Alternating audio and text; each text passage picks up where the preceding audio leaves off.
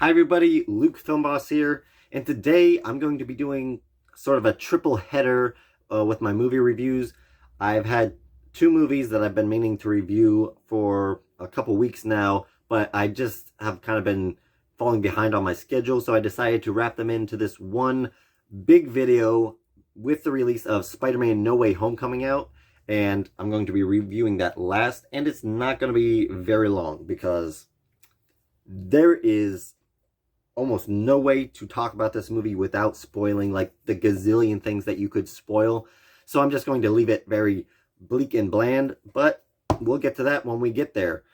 So, first off, I'm going to review Disney's Encanto, which was really great. It's definitely one of Disney's best films, probably in like the last 5 years, like since Moana came out. And I'd say this film is like on close to the same level of Disney's Frozen and Moana. It's definitely better than Raya and the Last Dragon. It's better than Ralph Breaks the Internet.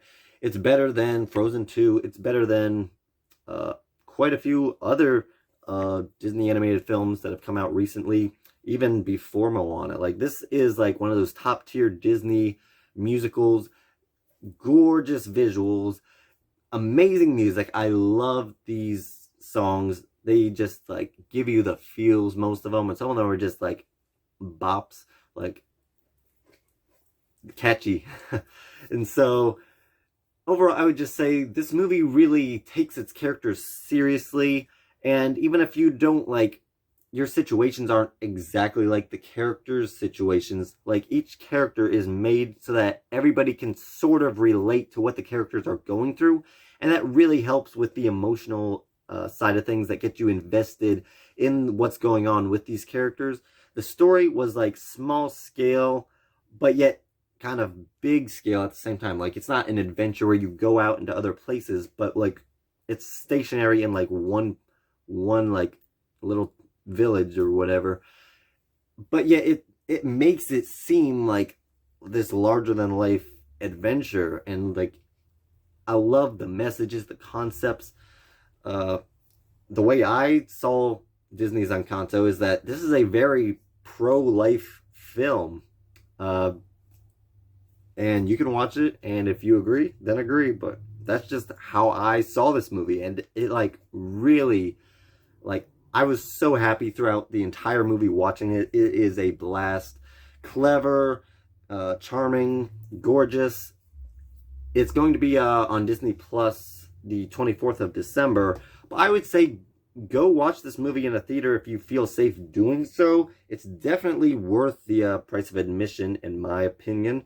And it's just worth seeing on a big screen. But if you also want to watch it at home, you can watch it at home if you have Disney Plus, and get your family and sit on the couch and watch this film. It is amazing. So I would just say, in the end, I would give Encanto a 93% in quality, a 93% in enjoyment, for an overall score of 93%. Going on to our next film, we have Marvel's The Eternals, which is a strange movie. It's the first film in the Avengers MCU franchise to receive negative, like an overall negative consensus from critics. And I thought that was kind of surprising, but I also could understand, because for me, I'm like split between this being a great movie, like a very well-made movie, and just not liking it. Like, it's odd to me, but this movie just, like, I liked a lot of the characters, some of their stories, their arcs, and their like personal struggles. Like, I actually got invested into a lot of them. The story was very interesting, and I think it did a good job of explaining like who the Eternals are, why they're there, why they didn't interfere with like Thanos and all that stuff. And it actually does a pretty good job of explaining this stuff. The visuals are like better than any Marvel film. Not any Marvel film. I think Infinity War still holds the bar on that, as well as some of the other films. But like, this is one of the like most visually satisfying Marvel films. It's just got an artistic value to it that most Marvel films in this franchise don't have, and I really appreciated that. That's exactly what I wanted out of this film. It takes itself seriously. It doesn't make itself a huge joke like something like Black Widow did, but yet, in the end, I would actually have to say I enjoyed Black Widow a little bit better. And the only reason I say that is because this movie is so good, but I just can't bring myself to give it an overall positive review. So I just have to say I did not enjoy this as much as I wanted to, and it puts my enjoyment level like below Black Widow just because I can't bring myself to give this a positive review, and I also can't bring myself to say that the quality of the film is any lower than I have it. But in the end, I would give this film, Marvel's The Eternals, a 92% in quality, but a 36% in enjoyment for an overall score of 64%, 1 point below what it needs to get a positive review from me. So yes, I would give Marvel's The Eternals an overall negative review. So let's go to Spider-Man No Way Home, the big one that everybody, and I mean like almost everybody, has been waiting for. And I'm just gonna say this movie does wonders for the Spider-Man character in the MCU. It is a blast. No spoilers. No spoilers. Don't spoil any of this because there's like, once again, a bajillion things you could spoil. And it's all like almost all super great. One thing I will say is that this is the first MCU Spider-Man movie that I think gave Spider-Man, Tom Holland's Spider-Man, sort of his own like independency as Spider-Man. I liked what they did with his story in the MCU so far, but he always seemed to be under the Avengers or Iron Man's shadow. In this film, you really get the sense of him as his own person, as his own hero, and that's kind of what Far From Home was doing. It was like him becoming the next Iron Man. But in this film, he's not the next Iron Man. He's just Spider-Man, but he has his own identity. And throughout this movie, he captures his own identity even more so. By the end of this movie, he is a full-fledged, like, he doesn't need the Avengers to be anything. He is his own Spider-Man. You could separate him from the Avengers and he would still stand on his own in this franchise. I really liked it. Spider-Man No Way Home, I give it a 93% in quality, a 93% in enjoyment for an overall score of 93%. However, I would rank it above Disney's Encanto because Spider-Man No Way Home is really, really, really good. Go watch it, everybody, in theaters.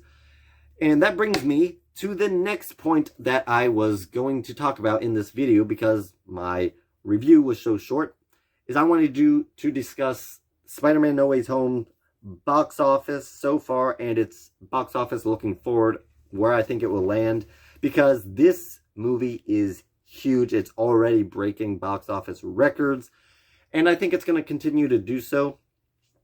So this is kind of going to be like an ease in to what my next video is going to be, where I'm going to be breaking down the box office for where I think the movies are going to land in 2022. So here we go. I'm going to talk about Spider-Man No Way Home. And internationally, on its first day, it made around 44 million on its opening day in the rest of the world, and that's not including every single country, and so that's really good.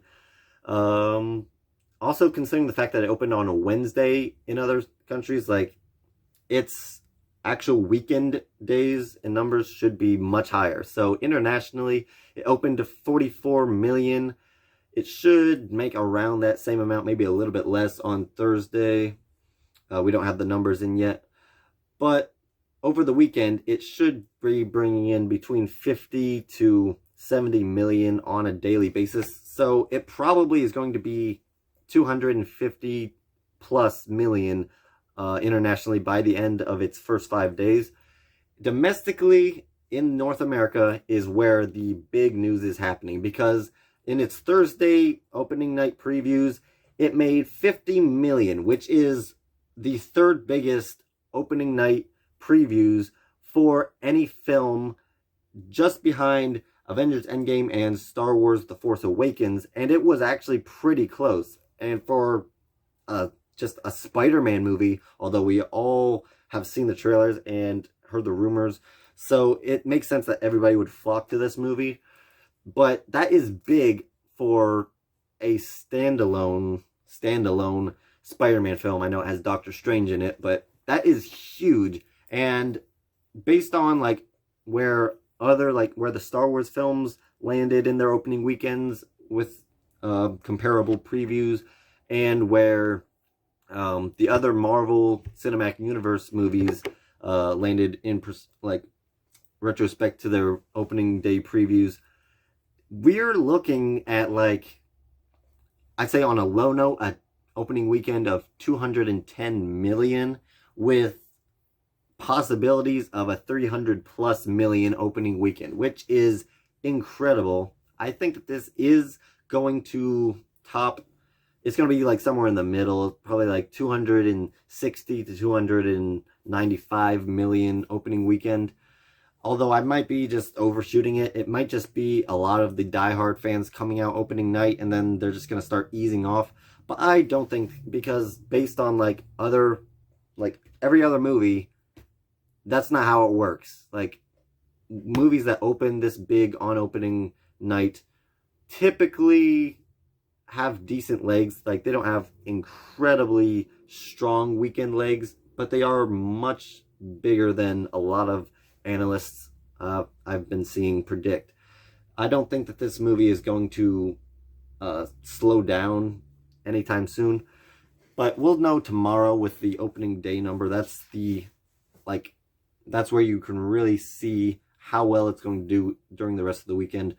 Previews, you can analyze it and compare it, but you don't know for sure. But comparing it to things like Infinity War, Star Wars The Last Jedi, Star Wars The Force Awakens, and Avengers Endgame, and even like recent Marvel titles like Black Widow, that had a pretty big preview number, but due to being on Disney Plus, that movie was pretty front loaded. But even a weekend multiple like Black Widow, that would still put it to like 295 million. Same like Avengers Endgame, if Spider-Man even manages to match the opening weekend multiple, once again, it's going to reach 295 million, around that. With Star Wars The Force Awakens, it had a smaller multiple. If it performs like Star Wars The Force Awakens, it's going to land around 215 million, I think it was. If it plays out like Star Wars The Last Jedi, then it's going to be looking for around 240-ish million.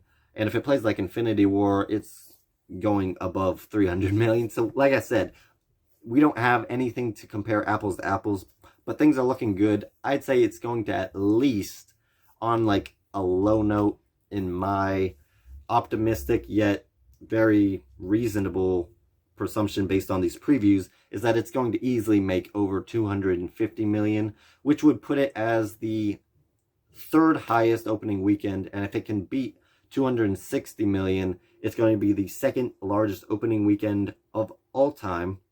So yeah, things are looking good for this film. With the Christmas holiday, these films typically, on like a low note like Last Jedi, typically have between a 2.8 and a 4 multiple based on like from its opening weekend to where it finally lands. So this film could it's easily going to top 600 million domestically, which is huge, and it could go all the way up to 800 million, which is like, did we ever think that a Spider-Man movie was going to make that much money? Maybe not, but that's what it's looking like now. So it's all really, really cool. Really exciting things happening. I am so happy because Spider-Man No Way Home definitely deserves this kind of box office. It's a big break. Sony's been really having some huge hits lately, and I'm happy for them.